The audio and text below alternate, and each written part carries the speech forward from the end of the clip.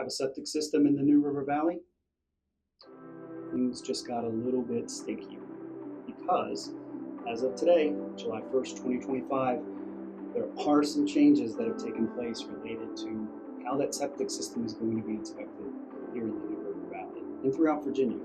So let's talk about that stinky septic system. Remember that this only pertains to properties where a septic inspection is one of the contingencies for sale. But starting today, only inspectors with a valid license as an on-site sewage system operator, installer, or soil evaluator can do that inspection, and sellers are now going to have a written contract with that septic system inspector. Now that contract, again, between the seller and the inspector, it's going to outline the full scope of work before any inspection can take place. So once that contract between the two parties, the seller and the inspector, is signed, that inspector is going to go get the operating permit for the system. They're going to either get that from the seller or the local Department of Health.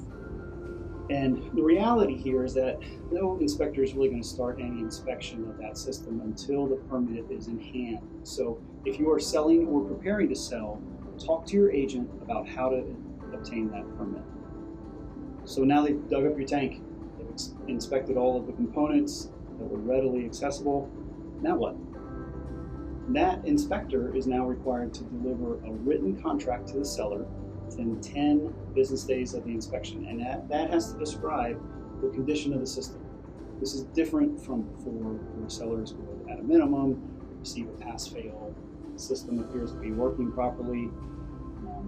I have long felt that it's important to actually open the tank, have it pumped, have it visually inspected.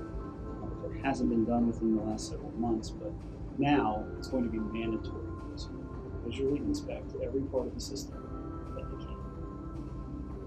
There are a few other wrinkles, but the long and short of it is that that inspection process is now going to be more detailed and lengthy. So as a seller, you need to be sure that you're building in that additional time for inspection period and report delivery.